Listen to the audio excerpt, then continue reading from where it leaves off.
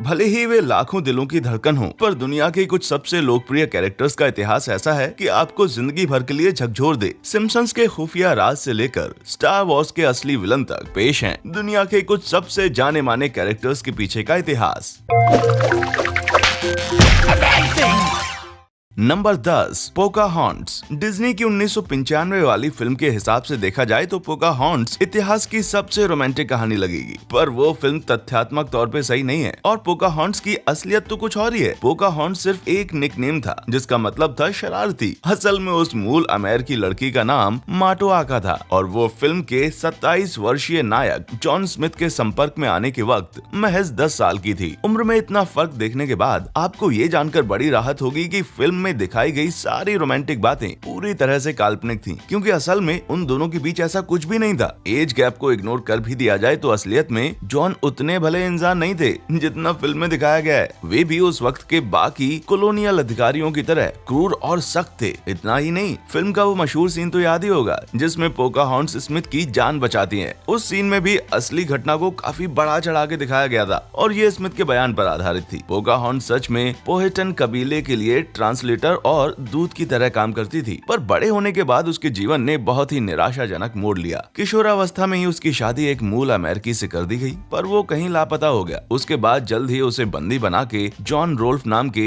एक कॉलोनियल अधिकारी से ब्याह कर दिया गया। जाहिर है इसमें उसकी सहमति नहीं रही होगी, पर उसे रोल्फ के साथ ब्रिटेन भेज दिया गया, जहाँ लोग उसे किसी विचित्र प्राणी की तरह देखने आते थे। 1617 में 20 साल की उम्र में ब्रिटेन से अमेरिका वापस लौटते वक्त टीबी या निमोनिया से पोकाहॉन्ट्स की मौत हो गई और उसके मरने के बाद अंग्रेजों और पोहेटन लोगों के बीच के संबंध खराब हो गए और दोबारा कभी पहले जैसे नहीं हुए। और सबसे जरूरी बात तो ये कि पोकाहॉन्ट्स की असल जिंदगी में फिल्म की तरह यकायक सुरीले गाने नहीं बजते थे। Number 9, jar jar Binks. 1999 की star Wars the Phantom menace, जो जार जार बिंक्स को लोगों को हंसाने के मकसद से रखा गया था, पर बहुत से दर्शकों को वो बड़ा ही इरिटेटिंग लगता था। बहुतों का तो ये तक मानना था कि उसने पूरी सीरीज ही बिगाड़ दी थी, पर जार जार की असलियत उससे कहीं ज्यादा थी। एक फैन थ्योरी की माने तो ओरिजिनली उसे शिकार पर झपटने के लिए तैयार एक सुपर विलन के तौर पे लाया गया था। रेडिट यूजर लुम्पावारू के हिसाब से जार जार एक सिथ लॉर्ड था और अगर जॉर्ज लुकस ने इरादा ना बदला होता तो आगे चलकर वो दुष्ट पैल्पटीन का साथ देता। भले ही ये बकवास लगे, पर लिम्पावारू ने अपने दावे को साबित करने के लिए कुछ सबूत भी पेश किए। पहला तो ये कि जार जार ड्रंकेन फिस्ट वुशु नाम की प्राचीन युद्ध कला में माहिर था। ये कला देखने में बड़ी सुस्त लगती है, जिससे सामने वाला अपने प्रतिद्वंदी को हल्के में लेने की गलती कर बैठता है, पर असल में इसकी हर एक चाल बड़ी सोची समझी होती है। पर ऐसा पहली बार नहीं हुआ था कि किसी बुद्धू से दिखने वाले कैरेक्टर के पास कमाल की पावर्स निकली हो। अब योडा को ही ले लीजिए। लिम्पावारू आगे कहते हैं कि जार जार फोर्स को भी कंट्रोल कर सकता है, वरना 2 जेडी इतने इम्पोर्टेंट मिशन पर अपने साथ इस बोझ को भला क्यों ले जाते। इसी शक्ति का इस्तेमाल करके वो सीनेट में भी घुसा होगा और फिर उसे ढा दिया। थ्योरी ये भी कहती है कि आगे चलकर जार जार का सच दुनिया के सामने आता, पर ऑडियंस को उससे इतनी चिढ़ हो गई कि आखिर ल्यूकस को उसकी जगह काउंट डुकू नाम का एक नया कैरेक्टर लाना पड़ा। वैसे अगर इससे प्रीक्वल इंटरेस्टिंग बने तो मैं इस थ्योरी को पूरी तरह से सपोर्ट करने के लिए तैयार हूँ। Number 8, grimace. ग्रिमेस को नहीं जानते तो देख लीजिए। ये है रोनाल्ड मैकडोनल्ड्स का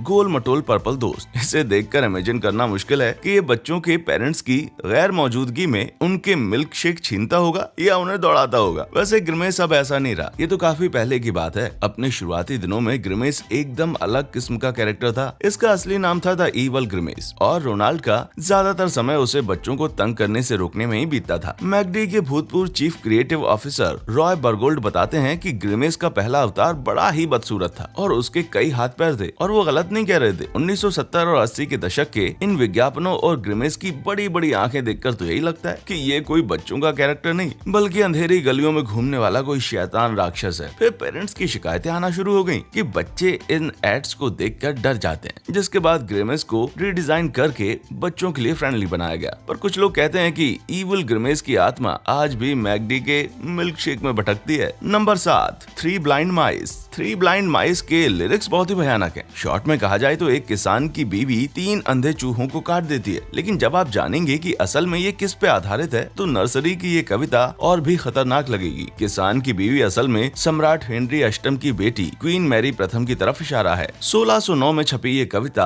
1555 में क्वीन मैरी के आदेश पे मारे गए 3 किसानों के किस्से की तरफ संकेत करती है। मैरी एक कट्टर कैथोलिक थी और प्रोटेस्टेंट्स को प्रताड़ित करने के लिए जानी जाती थी। कविता का ब्लाइंड शब्द बताता है कि कैथोलिक्स का कहना था कि प्रोटेस्टेंट्स को सत्य नहीं दिखाई देता, यानी वे अंधे हैं। पर कविता के वो चूहे तो फिर भी किस्मत के धनी थे कि उन्हें सिर्फ चाकू से काटा गया। उन बेचारे किसानों को तो मैरी ने खंबे में बांधकर जिंदा जलवा दिया था। इस रानी को ब्लडी मैरी का निकनेम दिया जाना तो बिल्कुल जायज था भाई। नंबर 6, मो जिस्लाक। द सिम्पसंस के फैन अच्छी तरह जानते होंगे कि बार्ट द्वारा की जाने वाली प्रैंक कॉल से बारटेंडर मो को कितना गुस्सा आता है, पर बहुत कम लोगों को पता है कि ये प्रैंक कॉल्स पूरी तरह से काल्पनिक नहीं है, बल्कि ये 1970 के दशक में जर्सी सिटी डाइव बार की सच्ची घटनाओं पर आधारित है। मो का कैरेक्टर बार के मालिक लुइस रेड ड्यूश से प्रेरित था, पर उसे टीवी शो के लिए उचित बनाने के लिए वॉइस आर्टिस्ट हैंक एजेरिया ने थोड़ा ठंडा कर दिया। जिम डेविडसन और जॉन एल्मो बार बार फोन करके ड्यूश को परेशान करते थे। वे दोनों कॉल करते और ड्यूश का आक्रामक रिएक्शन रिकॉर्ड कर लेते। बाद में उन्होंने इन रिकॉर्ड्स की कैसेट रिलीज की, जो कि 80 के दशक में बहुत हिट हुई। वैसे ड्यूश का कार्टूनी स्वरूप बहुत ही शालीन है, क्योंकि उनकी असली भाषा तो किसी पब्लिक टॉयलेट के दरवाजे के पीछे लिखी गालियों से भी भद्दी है। मो की तरह रेड भी उन कॉलर्स को शरीर में मौजूद सारी हड्डियां तोड़ देने की धमकी देते थे, और साथ में ऐसा और भी बहुत कुछ कहते थे जिसे यूट्यूब पे तो नहीं दिखाया जा सकता। अगर किसी बंदे को परमानेंटली गुस्से में देखना आपको अच्छा लगता है तो वो रिकॉर्डिंग्स आप जरूर सुनिएगा। Number 5, Shrek. 2001 की क्लासिक मूवी श्रेक का नायक जिंदगी के कठिन लम्हों में भी अच्छाई तलाशने में अपना समय बिताता था, पर जब आप जानेंगे कि वो किससे प्रेरित था तो मामला और भी रोचक हो जाएगा। मॉरिस टिलेट रशियन फ्रेंच मूल के एक रेसलर थे जो एक्रोमेगाली नाम की बीमारी से ग्रसित थे। इस बीमारी के चलते उनके चेहरे, हाथ और पैर की हड्डियां सामान्य से कहीं ज्यादा लंबी और मोटी हो गई थी। 1930 के दशक में जब वे रेसलिंग की दुनिया में उतरे तो उनके अजीब लुक के चलते लोगों ने उन्हें द ऑग्रे ऑफ द रिंग कहना शुरू कर दिया। वैसे मॉरिस और श्रेक की तस्वीर साथ में देखी जाए तो दोनों की शक्ल वाकई मैच खाती है।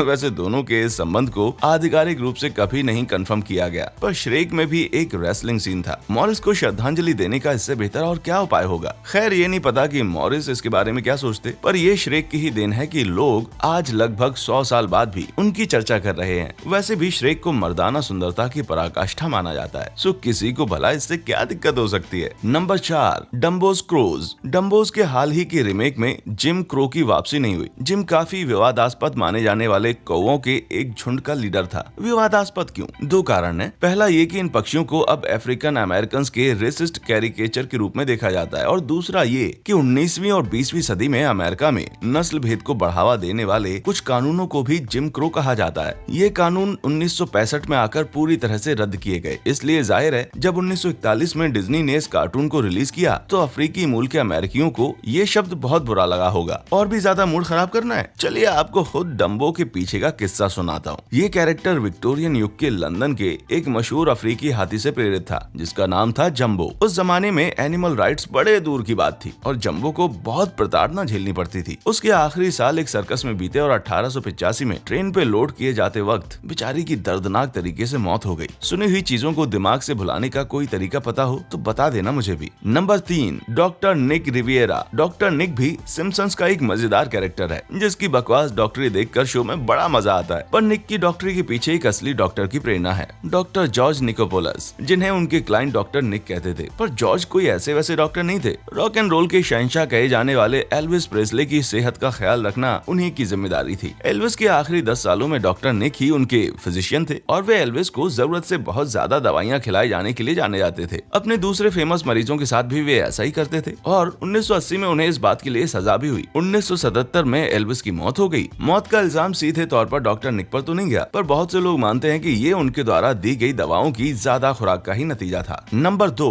The tin man. 1939 की क्लासिक द विजर्ड ऑफ ओज में टिन मैन की तरह दिल को सुकून पहुंचाने वाले बहुत से कैरेक्टर्स हैं, पर मासूम से लगने वाले इस बोल्ट के ढेर की पिछली कहानी जानकर आपके होश उड़ जाएंगे। एल फ्रैंक बॉम की 1900 वाली ओरिजिनल नॉवेल में टिन मैन की शुरुआत निक चॉपर नाम के एक लकड़हारे के रूप में हुई थी। निक को विकेड विच की एक मंचकिन सेवक से प्यार हो गया था। जब उस चुड़ैल को इसका पता चला तो उसे खुरापात सूझी। विच ने निक की कुल्हाड़ी पे जादू कर दिया, जिससे कुल्हाड़ी ने एक एक करके निक के सारे हाथ पैर काट दिए। पर किसी बायोनिक सुपर हीरो की तरह निक ने मेटल के हाथ पैर लगा लिए। अंत में उसका सिर भी मेटल से बदल दिया गया, जिसके बाद उसकी आत्मा टिन के शरीर में रहने लगी। पर टिन मैन ने अपने कटे हुए सिर को फेंका नहीं, बल्कि उसे टांग कर फिरता रहा और उससे बातें भी करता। आप पूछे पूछेंगे उस मंचकिन का क्या हुआ जिससे निक प्यार करता था। वो निक के कटे हुए बॉडी पार्ट से बने एक आदमी के साथ रहने लगी। क्या अजीब किस्से हैं भाई, मेरा तो सिर ही घूम जाएगा। नंबर 1, मार्ज सिम्पसन। अगर आपके मन में कभी ये सवाल आया है कि मार्ज सिम्पसन के अजीब नीले छत्ते जैसे बालों का क्या राज है, तो चौंकने के लिए तैयार हो जाइए। होमर सिम्पसन जैसे आदमी से ब्याह हो जाने के कारण मार्ज का जीवन बड़ा अजीबोगरीब है। लेकिन जब आपको पता चलेगा कि शो के क्रिएटर मैट ग्रोनिंग ने सिम्पसन परिवार के हेड के बारे में ओरिजिनली क्या प्लान कर रखा था, तो आपको मिस्टर बर्न्स के नग्न शरीर पर पेंटिंग करना भी नॉर्मल लगेगा। ग्रोनिंग द सिम्पसन्स को लाइफ इन हेल नाम की अपनी पुरानी कॉमिक स्ट्रिप से जोड़ना चाहते थे। वो कॉमिक्स फेस पहनने वाले ट्विंस और इंसान जैसे खरगोशों के इर्द गिर्द घूमती थी। 1977 से 2012 तक चलने वाली इस कॉमिक्स ने ही ग्रोनिंग का करियर चमकाया था। सो उन्होंने इसे सम्मानित करने की सोची। इसके लिए उनको सबसे अच्छा आइडिया ये आया कि क्यों ना अपनी नई लीडिंग लेडी को खुफिया तौर पर एक खरगोशी बना दिया जाए। पर एकदम असल जिंदगी से मेल खाने वाले शो द सिम्पसन्स में इसे कैसे फिट किया जाता। सिम्पसन है भाई, मार्ज को ऐसी अजीब हेयर स्टाइल दे दी जिसका राज शो के फाइनल में ही जाकर खुलता है। जी हाँ, मार्ज के बालों के गुच्छे में उनके खरगोश वाले कान छिपे हुए हैं। जाहिर है फिनाले कभी आया ही नहीं। ये शो दुनिया का सबसे चलने वाला कार्टून शो बना जो आज भी जारी है। सो कहा नहीं जा सकता कि उस ओरिजिनल प्लान को त्याग दिया गया या नहीं। पर 90 के दशक के लोकप्रिय सिम्पसन्स आर्केड गेम में इस बात को दिखाया गया था। बिजली का झटका या कोई दिक्कत होने पर मार्ज की असलियत सामने आ जाती थी। सच कहूँ तो मुझे होमर की चिंता हो रही है भाई। अगर ये बात फैल गई कि पिछले 30 सालों से वो एक खरगोश के साथ सोते आ रहे हैं तो जमाने भर में नाक कट जाएगी। इसमें से किस कैरेक्टर के बारे में जानकर आपको सबसे ज्यादा हैरानी हुई? क्या आप भी किसी कैरेक्टर के पीछे की रोचक कहानी से वाकिफ हैं? नीचे कमेंट्स में हमें जरूर बताएं। हमारे चैनल पर आने के लिए आपका शुक्रिया।